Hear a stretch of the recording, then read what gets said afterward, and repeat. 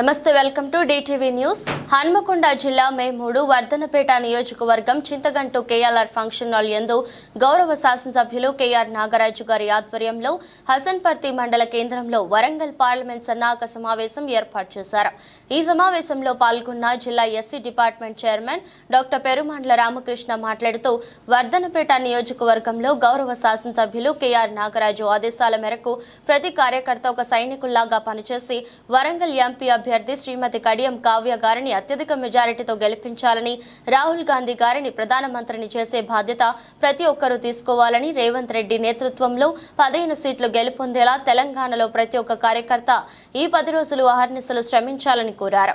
ఈ కార్యక్రమంలో పాల్గొన్న స్టేషన్ గన్పూర్ గౌరవ శాసనసభ్యులు కడియం శ్రీహరి, వరంగల్ పార్లమెంట్ అభ్యర్థి శ్రీమతి కడియం కావ్య, వరంగల్ జిల్లా అధ్యక్షురాలు ఎర్రబెల్లి స్వర్ణ, DCCB chairman Maraneni Ravinder Rao, TPCC ఉపాధ్యక్షులు దొమ్మటి సాంబయ్య, మండల అధ్యక్షులు Mahender Reddy, block president Tirupati Bheemadevarapalli, SC cell మండల అధ్యక్షుడు తాళ్లపల్లి కిరణ్, హన్మకొండ జిల్లా ఎస్సీ సెల్ సెక్రటరీ ఈరా మహేందర్, పేదల పెన్నిధి ప్రేమ్ గారు, నాయకులు, కార్యకర్తలు తదితరులు పాల్గొన్నారు. మొదటగా మనం విలువ ఇవ్వాల్సింది మన తల్లి తండ్రి కాంగ్రెస్ పార్టీ. దానికోసం అహర్నిశలు గత కొన్నేళ్ళు, కొందరు 40 ఏళ్ళు, కొందరు 50 ఏళ్ళు, కొందరు 30 ఏళ్ళు, కొందరు 20 ఏళ్ళు, ముఖ్యంగా గత 10 సంవత్సరాలు అయితే ఎన్నో ఇబ్బందులకు గురైనారు వేదిక మీద ఉన్న పెద్దలు, వేదిక కింద ఉన్న మిగతా వాళ్ళందరూ కూడా. కానీ ఆ కష్టాలన్నీ అతి త్వరలో మనందరికీ కూడా నెరవేరబడతాయి. ఒక్కసారి అందరికీ రావు, చిన్న చిన్నగా అవుతాయి. అయితే ఎప్పుడైనా మన కుటుంబ సమస్య ఉన్నప్పుడు నేను కూడా మీలాగా బాధ అనుభవించిన, బాధపడుతున్నా, ఇవన్నీ కూడా ఎక్కడ మాట్లాడుకోవాలి? మన కుటుంబంలో మాట్లాడుకోవాలి, మన కుటుంబ పెద్ద దగ్గర మాట్లాడుకోవాలి.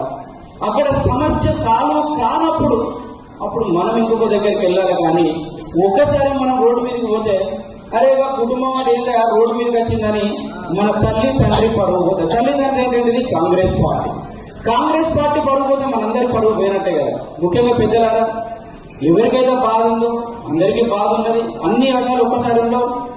ఎమ్మెల్యే నాగరాజు గారు చెప్పారు, ఒక్కొక్కరికి ఒక్కొక్క రకంగా అతి త్వరలో తప్పకుండా అందరికీ న్యాయం చేస్తారు. మొన్న మేము ఒకటి అంబేద్కర్ జ్ఞాన యాత్ర చేస్తున్నాం. యాక్చువల్ గా is IPS officer and present ఎమ్మెల్యేగా ఉన్నారు. కొందరు జనరల్ గా చిన్న పదవిలో ఉండినా, లేకపోతే చిన్నగా కొంచెం నేమ్ వచ్చినా కూడా జై భీమ్ అనడానికో రాజ్యాంగం గురించి మాట్లాడడానికో భయపడే రోజు. కానీ ఆ జ్ఞానయాత్రలో ఎమ్మెల్యే నాగరాజు గారు ఒక మాట అన్నారు, వాడెవ్వడు వీడెవ్వడు రాజ్యాంగానికి అడ్డేవాడు. అంటే ఎంత గట్స్ ఉండాలి లోపల.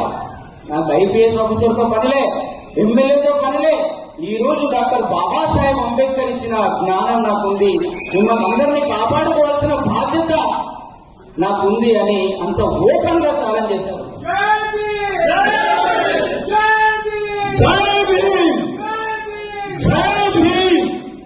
జై భీమ్ అంటే కూడా చాలా మందికి మిత్రులకు తెలియదు. ఓన్లీ దళితులు మాత్రమే జై భీమ్ అంటారు. జై భీమ్ అంటే జ్ఞాన యోధుడా, జ్ఞాన యోధురాలు అని ఒక అర్థం. అంటే జ్ఞానం నీ సొంతం అనే ఒక అర్థం. కానీ దీన్ని దళితులకు మూడుగట్టింది.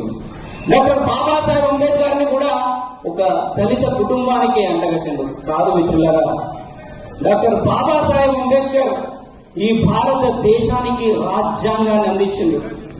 ఆ రాజ్యాంగంలో కనీసం ఒక 1000 సంవత్సరాలకు కూడా ఒక మనిషి ఎలాగ బ్రతకాల, ఒక కుటుంబం ఎలాగ బ్రతకాల, ఒక ఊరు ఎలాగ బ్రతకాల, ఒక మండలం ఎలాగ బ్రతకాల అని దేశం మొత్తం కూడా ఎలాగ ఉంటే, ఎలాంటి విషయాలలో ఉంటే బాగుంటది అనేది పొందుపరిచింది ఆ రాజ్యాంగంలో. కానీ ప్రస్తుతం బీజేపీ అధికారంలో ఉన్న కేంద్ర ప్రభుత్వం రాజ్యాంగాన్ని రద్దుపరుస్తా ఉంటది, రాజ్యాంగంలో మార్పులు చేర్పులు చేస్తా ఉంటది. దానికి రేపు రాజ్యాంగ పరిరక్షణ దీక్ష రూపంలో మన రాష్ట్ర అధ్యక్షులు ఎస్సీ కార్పొరేషన్ చైర్మన్ ప్రీతం గారు రాజ్యాంగ పరిరక్షణ పేరు మీద రేపు దీక్ష చేస్తున్నారు. మనం అందరం కూడా వెళ్లాల్సిన అవసరం ఉంది. కాబట్టి బీజేపీకి ఒకటే చెప్తా ఉన్నా, గారు రాసిన రాజ్యాంగాన్ని టచ్ చేసి చూడు బిడ్డ, టచ్ చేసి చూడు బిడ్డ. చదువుకున్న చదువు వదిలిపెడతాం, కన్న తల్లిదండ్రులను కూడా వదిలిపెడతాం. సొసైటీ కోసం బాబాసాహెబ్ ఏ విధంగా ప్రాణాలు అర్పించిండో ఆ ప్రాణాలు అర్పించి కూడా మానవ బాంబులై ఒడుగా మిమ్మల్ని అందరినీ ఉరికించుకుంటే చూడండి. బుద్ధి జ్ఞానం ఉండాలి మాట్లాడడానికి.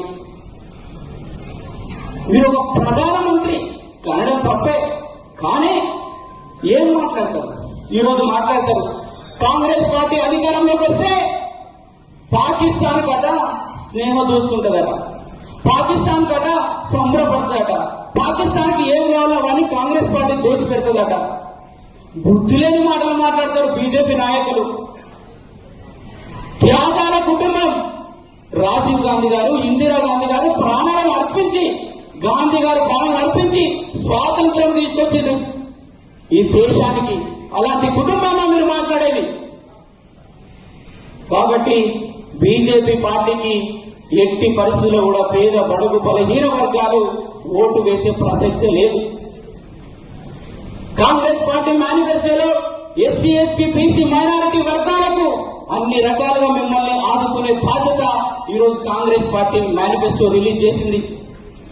అంతెందుకు మన రాష్ట్రంలో నీకు ఉండడానికి ఇల్లు ఇచ్చింది కాంగ్రెస్ పార్టీ, ఇందిరమ్మ ఇళ్ల రూపంలో. నీ పిల్లలు చదువుకోవడానికి రీఎంబర్స్మెంట్ ఇచ్చింది కాంగ్రెస్ పార్టీ. నీకు దున్నుకోవడానికి భూమి ఇచ్చింది కాంగ్రెస్ పార్టీ. నిన్ను ఊరించి వెళ్లిపోకుండా ఉపాధి హామీ పథకం ఇచ్చింది కాంగ్రెస్ పార్టీ. అన్ని రకాలుగా నా పేద ప్రజలు, నా బడుగు బలహీన వర్గాల ప్రజలు సంతోషంగా సుఖంగా జీవించాలనేది పేద ప్రజల కోసం నిత్యం పరితపించే పార్టీ కాంగ్రెస్ పార్టీ. అదే బీజేపీ పార్టీ అదాని అంబానీలకు దోచిపెట్టుకుంటూ దేశ సంపదనంతా